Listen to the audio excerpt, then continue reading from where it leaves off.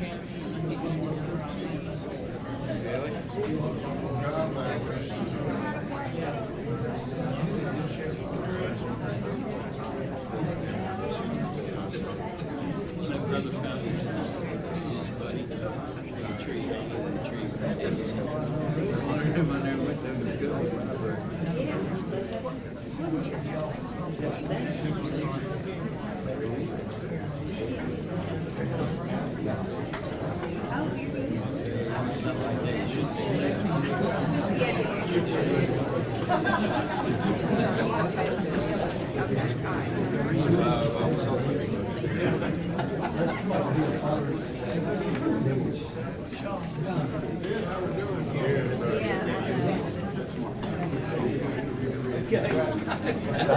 think he's going to be following me.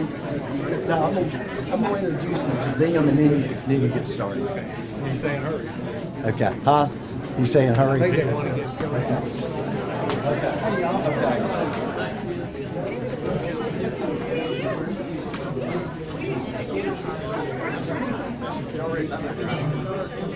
He's former chairman of TDA.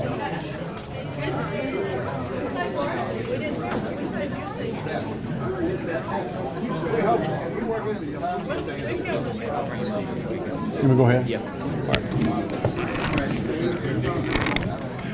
Good morning, everyone, and welcome to Lincoln County High School. I'm Bill Heath, the superintendent here of Lincoln County Schools. I want to say we're very proud to be able to host this this morning. I want to let you know just a couple of things. There are restrooms across the hall this way if you need them, and there's some awesome food and drinks in the back. Thanks to Chef Jonathan and Jeff for preparing that this morning. You guys did a great job. And all right. And at this time, I'll turn it over to our representative, Mr. Pat Marsh. Pat. Okay. Thank you. Dr. Heath, thank you very much for hosting this today. We really appreciate this great room that you have us in, and we're proud to be in Lincoln County today. And we've been given strict instructions to go fast today because he has got a busy schedule today. It's my job to introduce some of the dignitaries here today, and I'm going to introduce the mayors. Michael Wisenot from Mayor of Fayetteville. Thank you, Michael. Mayor Bill Newman. Where's Mayor Newman? Thank you, Bill. And Scott Collins, the city manager. Scott, thank you all for having us here today. And could all the elected officials please stand up and let us welcome you all. Thank you all. Thank you very much. I have the great pleasure of working with Rick Tillis.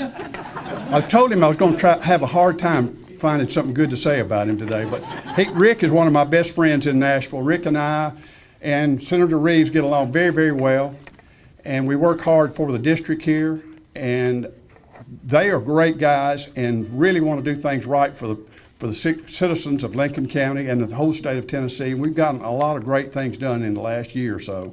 And I want to introduce Rick. Rick, come up and welcome us. Thank you, Representative Marsh. I appreciate that.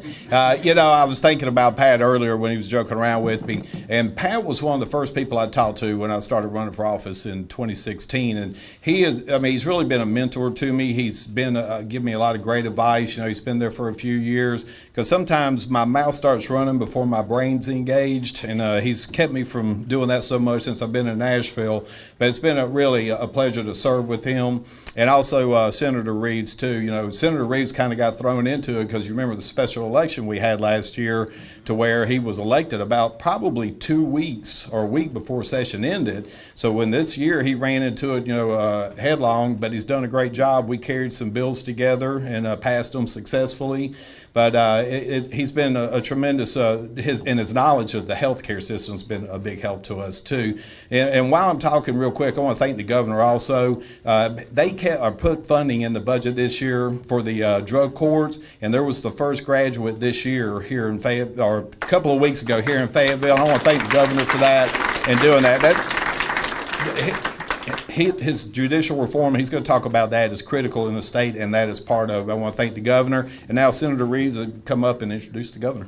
All right. Thank you. Good morning, Lincoln County. So you didn't come to hear me this morning either. Listen, I am so honored to be your state senator here in Lincoln County and to have the opportunity to work with these two fine gentlemen right here in the General Assembly every day and feel like we've done a lot of good things. It's been a real blessing to work with a number of the elected officials here in this room as well along the way.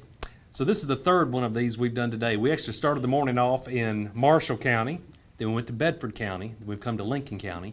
So I just left Bedford County and somebody came up to me and said, so really is the governor we heard this morning, is that really, is he the same guy that when he ran for office that he is today? And I said, absolutely. He's committed to his faith and his family and the state, and all the things that he ran on is what we're doing. You know, it's exactly what we're doing. So we're very honored to have him here in Lincoln County today. So let's welcome our 50th governor.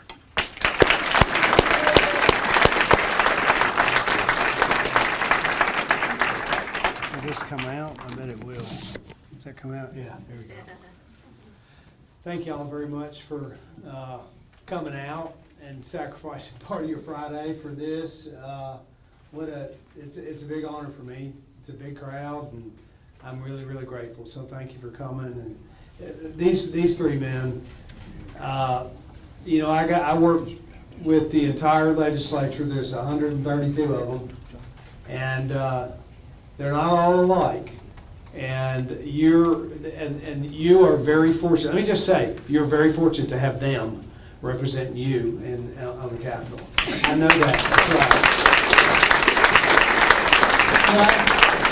That's right. I work together with a lot of legislators, some not so much, some more than others. These three have been incredibly helpful to me. It's beneficial to you, obviously, when your representatives are friends with and work with the governor. We get more stuff done together that way. So, and on y'all's behalf. So I just, I'm proud to work alongside these men and grateful for their service, and we're all really committed to serving y'all. So, gosh, I wish Maria were here. She usually is with me, and she said to send regrets. We had a scheduling snafu there, but she and I have found ourselves in the most honored spot that we could ever imagine. And the Lord gave me great favor to put me in this spot. Y'all know that. And I take that real seriously. And I want to be a steward of that favor and serve people and use my life to impact people's lives for good. And that's, it's a really unique spot I found myself in. And people ask me all the time, you know, you like this? I think I'm going to like this job. It's a little different than I thought it was going to be. It's a little different than running a business, but it is a tremendous opportunity. And as Shane said, the best thing about this is, you know, you carry things around in your heart for a long, long time for a lot of different reasons. I mean, I ran a business of HVAC and plumbing and electrical people. I've long believed that vocational technical training is important.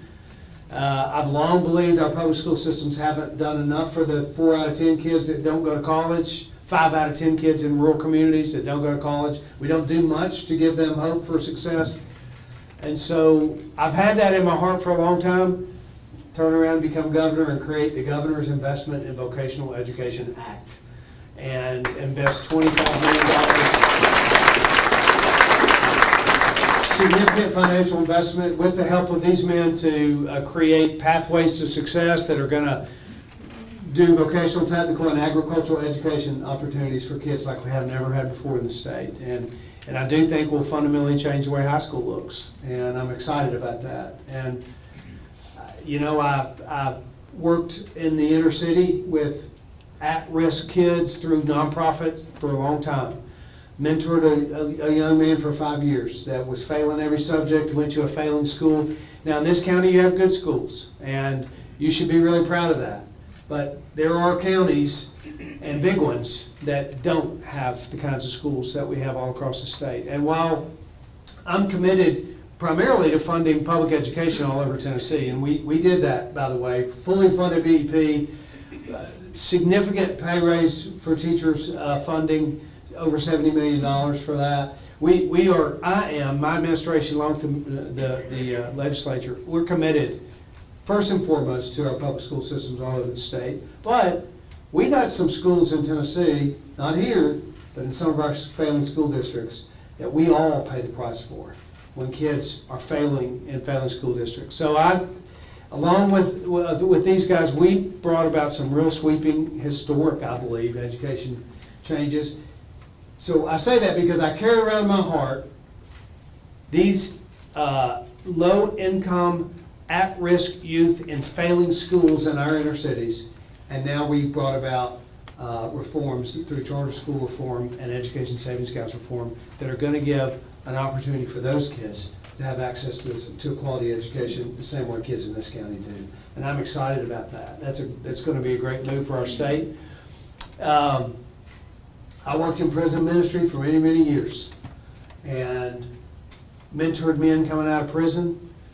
And I've had that in my heart for a long time, that we ought to do something different about the way people re-enter society. Here's the deal. 95% of everybody sitting in a prison cell in this state, in this county, is coming out. They're all going to come out because they'll serve their terms and they'll finish their sentences and they will re-enter society. And right now, half of them will recommit a crime within the first 3 years in Tennessee. Another victim, another crime, $30,000 a year more you and I have to pay for. And if we can change that reentry process, then the crime rate goes down, the cost goes down, safer neighborhoods everywhere. I've had that in my heart for a long time. I'm in this incredibly honored spot now to be able to do something about it. And we started this year with legislation that that improves that reentry process. Now, I'll say a couple other comments about criminal justice reform as a broad subject. What I believe is that you need to be tough on crime, and we need to be smart on crime at the same time. We need to recognize that victims are an important voice in understanding this whole subject. We need to understand that drug traffickers and violent offenders, there are people in our state that need to be locked up and they need to stay there, because we need to be swift and severe with justice where it's appropriate. But we also need to recognize that if we're really smart, then we'll think through who really needs to go in. Maybe drug courts and mental health courts and alternative sentencing will allow for penalties to be paid, but not at the great cost to society that it has been otherwise. And if we think harder about how we re-enter, then we will we'll have the outcomes that we want. So we stiffened fentanyl trafficker penalties this year. At the same time, we funded investment in incarcerated men that are about to come out, because we know that if we spend money on an education for a man that's about to come out, he's 40% less likely to commit a crime when he comes out after he re-enters. We can either pay for him to be rehabilitated, or we can pay for him to go back to prison. And I think it's smarter to do the first. So I've had that stuff in my heart for years. Now we're getting to do it, and it's going to change the way Tennessee looks in the years ahead. I fully believe that. A couple other things that I'm excited about. We'll be announcing the head of and the formation of and the opening of the Office of Faith-Based and Community Initiatives in the governor's office this month. Government isn't the answer to the greatest challenges that we face in our society. The people are the answer to. And the people look like the church and the nonprofits and the community organizations. You know, the work of that group of people, the work they do, government can't do and shouldn't do. And yet it's great work that needs to be done. So what is government's responsibility? It's to fan the flame for that. So we're opening the Office of Faith-Based Initiatives so that we can be a liaison between the church, between nonprofits, between community organizations and government, to make it easier for those to serve those in ways that the government shouldn't and can't do. I'm excited about that. My faith, as I said along the campaign trail, my faith in Christ is the most important thing in my life. I believe that's true for just a whole lot of people in this state, and it's an underutilized resource that we have, the faith community, the nonprofit community, and those that want to serve.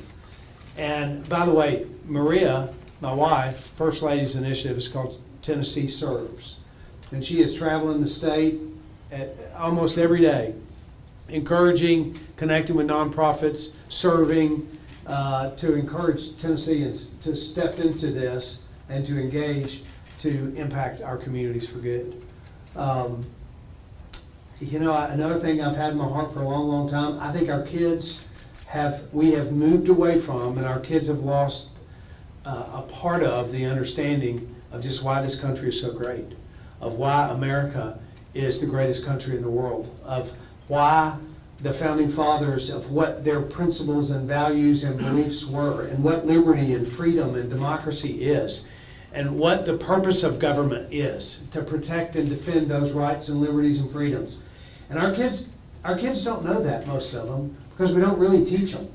And I'm a strong believer, and have had in my heart for a long time, that kids ought to have character education, and they ought to have civics education, and they ought to understand American exceptionalism. And we ought to unapologetically teach that. And so we created the Governor's Civics Seal to seek out and recognize those schools that are teaching values and principles and civics in the way that we Tennesseans want our kids to be taught. And we're looking at our curriculum, and my new Department of Education Commissioner that I'm so proud of, she's a brilliant lady who's doing great work. She has promised me that by the end of the summer we're going to have a strategic plan to eliminate Common Core from all of our textbooks across the state, so that we can be certain that our kids are learning what we want them to learn. We're investing in agricultural youth development programs. We set aside individual funding for FFA and 4-H. I see a 4-H signature there. I see FFA kids right there. Y'all know I have a long history in the ag industry. We need to provide for the right kind of education, the right kind of curriculum that's going to be transformative for our state. So I've reeled off a bunch of stuff that I'm excited about, that I've had here for years, and that now we're getting to implement across the state. And I'm excited about where we're headed as a state. I'm grateful for y'all giving me the opportunity to be in this spot.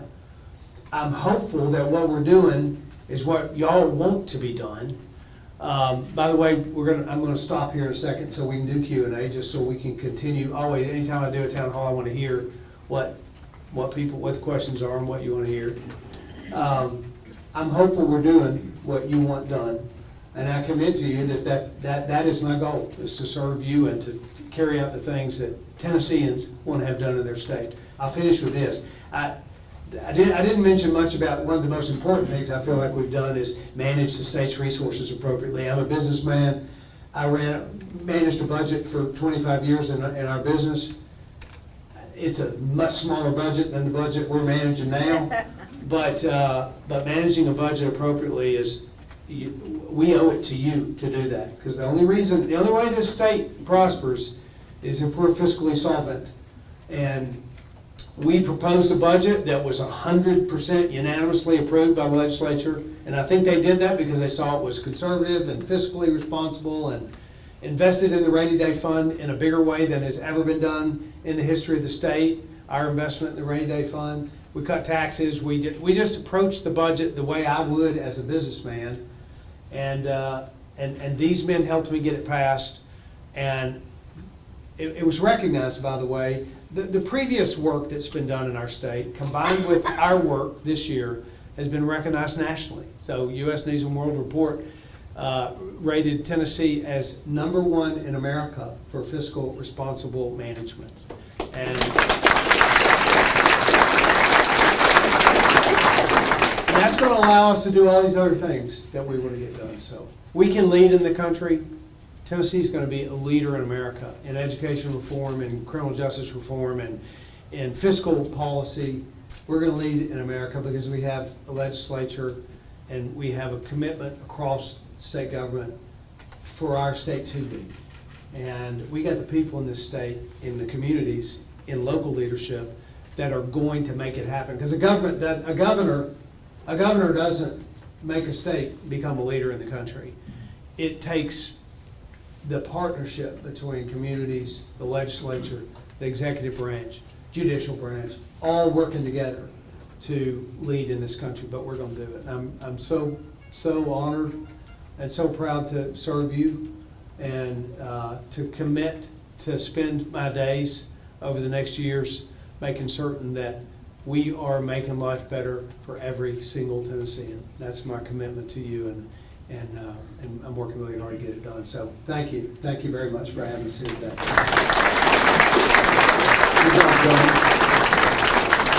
You know, we're so proud to have a governor that is a businessman, has got an ag background. He's really big in career and technical education. And I remember the first time I ever laid eyes on him, and I've never told him this. I can't wait to hear this. About 5 years ago, I got invited to go to a breakfast in Nashville at an organization called Men of Valor. I didn't even know what it was. I went down to the Music City Center to sit at my table, and there were over 1,000 men there for breakfast.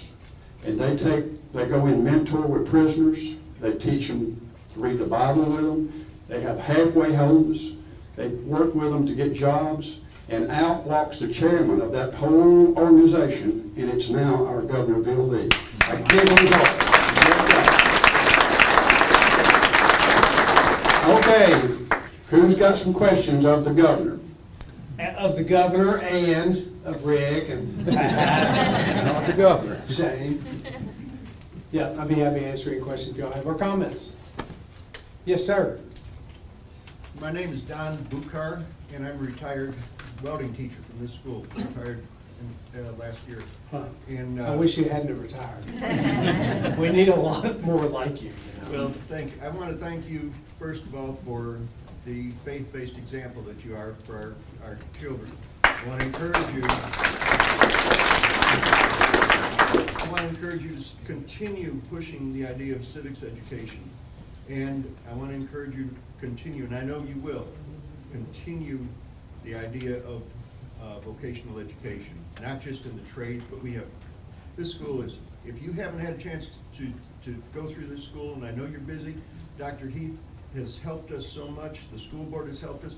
We have got probably the best high school vocational education program in the state here in this area, and people here should be proud. And I just encourage you to continue going the path you're going, because we're proud of you and grateful. Thank you. Thank you, sir. Thank you. And thank y'all for what you are doing in this school. And there's a lot of counties that don't have what you've got going on here. And we just need to expand the types of things that are happening here in vocational, technical, agricultural. I talked about the GIVE Act, but we also did something called the Future Workforce Initiative. So y'all might have seen we announced a new company coming from California here this week. It was a tech company, and technology sector jobs are a big piece of the jobs of the future. And in order to fill those jobs, you got to educate kids and the types of things that are going to take them to technology sector jobs. And vocational education is not just welding or electrical or plumbing. It's coding, it's computer science work. When you have Google and Facebook and Amazon saying that you don't have to have a college degree to go to work for them anymore, that's a good sign that the whole workforce is changing, and the skill sets needed for jobs of the future are changing. And we just need to adapt our education system to those skill sets. That's what the Futures Workforce Initiative is. It's 100 programs in junior high school that start to expose kids to STEM education in integrated ways, science, technology, engineering, and math. But I just think we got to open up the conversation in a greater way around all the different ways that kids can be trained and skilled and have pathways to success. But appreciate your comment. Yes, sir.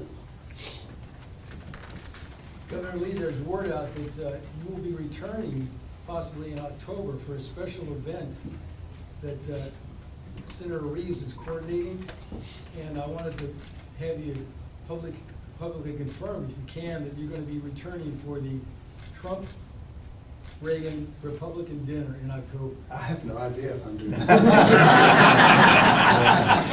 Okay. It sounds like it might be happening. I hate to be. We're working on dates. Is what we're doing. Good. Sounds like that is going to happen. We're trying. I wasn't being sarcastic, but I really almost don't know what I'm doing tomorrow.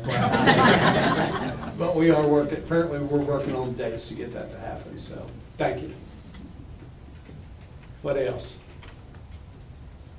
Governor, I want to thank you. I'm Donnie Ogle, I'm County Commissioner here. I just want to thank you for the work you're doing in healthcare and the help you're giving Lincoln County and providing our, I lost my word. And that's all for you these days and times. The healthcare safety net you talked The about. grant. Yeah, The grant for it. the funds for healthcare safety net. Yes, I just wanted to thank you for that. I don't have any other questions. Well, you're kind of say that, but I'll add to that. I appreciate your saying it because we have a big problem in rural healthcare. It's complex and it's an old system that needs to be resolved. You have a better situation here than most rural counties do. There's a couple things that telemedicine needs to be expanded. That is part of the wave of the future, how we deliver medical services, particularly those in remote areas. You ought to have access to a specialist at Vanderbilt, just like someone living in Williamson County does. And you can do that if you have technology that allows you to make that connection. You got to have broadband to have that technology. It's a linking together, but I'm committed to it, and we're going to do what I said we would do, which is provide access to quality health care. Every Tennessean ought to have it that they can afford. And there's a lot of work to get in there, but we're going to do it. So thank you. Thank you. By the way, firefighters sitting here, law enforcement back there, let me just make a comment or two. I have this new job, I have law enforcement around me like all the time. All the time.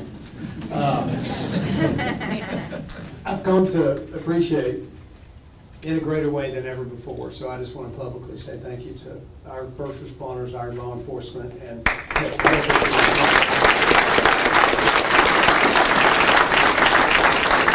I know people do that politically, but I've got first-hand experience with it now. And by the way, I also have had the incredible opportunity to stand at the bottom of a jetliner coming home from men and women that had been deployed for a year and hadn't seen their families in a year, and I got to welcome them home as the governor. And you do that, and you become incredibly aware of the sacrifice that our members of the military do, the ways they serve our families, and so thank you to you too as well.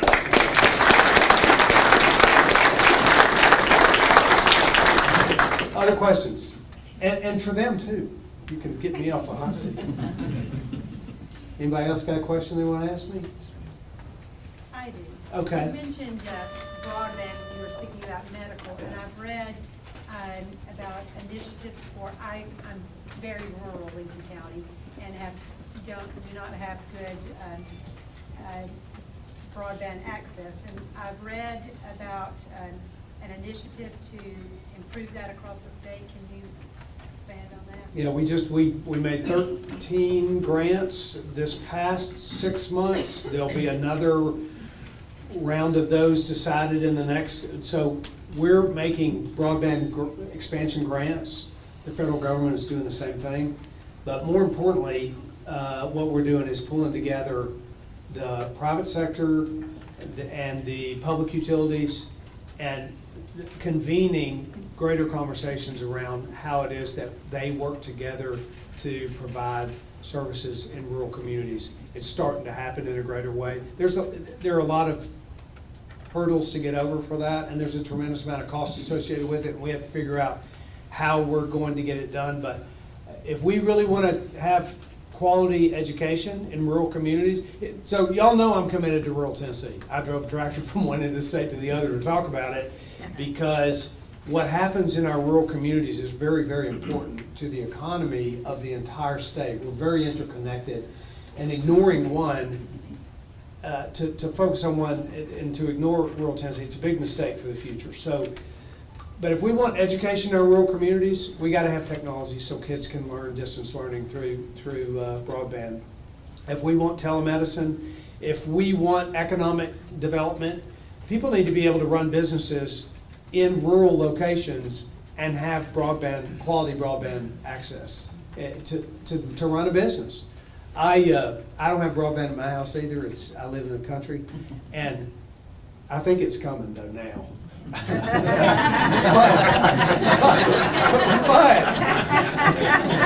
I don't know. I'm still waiting.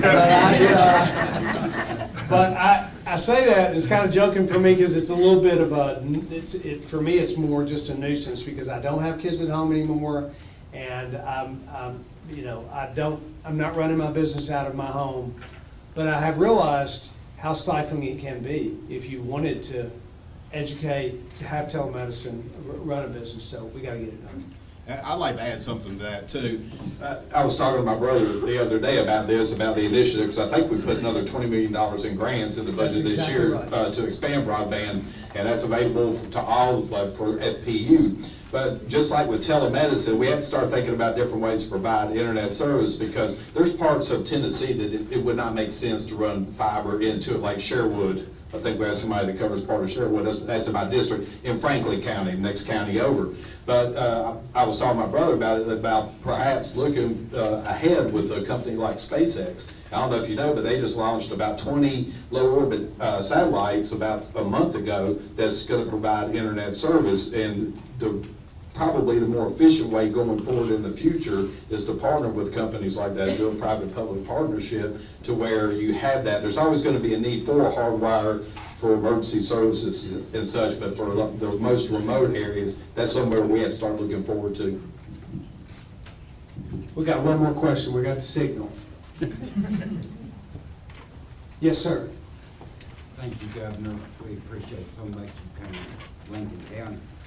And we'd like to take this opportunity to invite you back on August 16th. Your distinguished guest today will know what I mean. We have received authorization from the State Historic Commission Executive Director Patrick McIntyre to break ground on Camp Lunch. And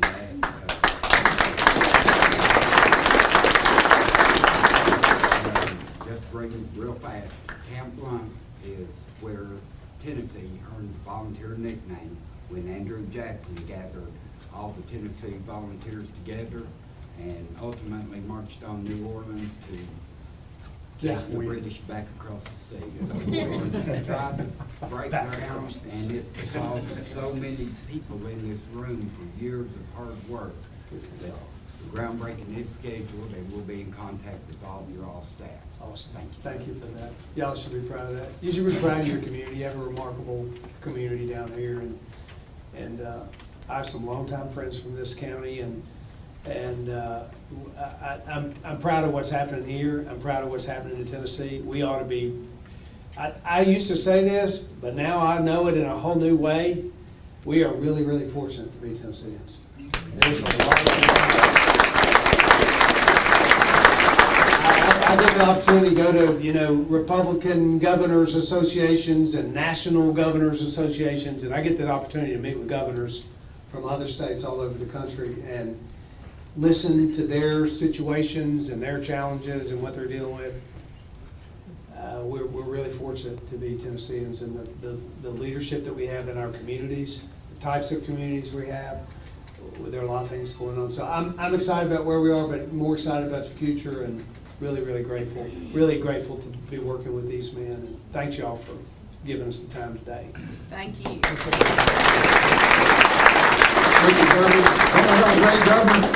Yes.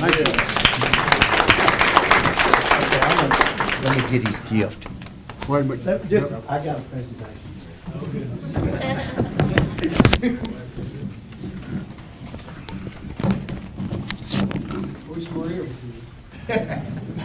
You notice he kind of slouches a little. Okay, this is from our ag community. Lincoln County is still our biggest industry. I'm gonna set it here, but this is from our workforce of Lincoln County. 3 L's today. Lee, Lincoln, and Lava. Governor Lee, Lincoln County, our workforce has the innate ability to do the work. And with y'all's leadership and the training that you will bring that's needed for our workforce, we're gonna be the #1 county you're proudest of what you're adding to our workforce. So our workforce, when they get ready to eat supper, whether they're washing off manure or machine oil, they know how to use this, and they know they've done a day's work for a day's pay. And with y'all's help, and I hope you get out on the farm where you can actually use. I will be there tonight.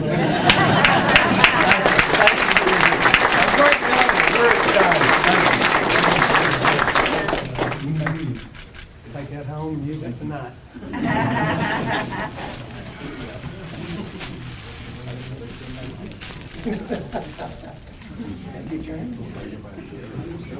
Okay, we got refreshments. Governor will be here for a while to meet you. We've got the exact number of refreshments for the number of people who are here. Hey.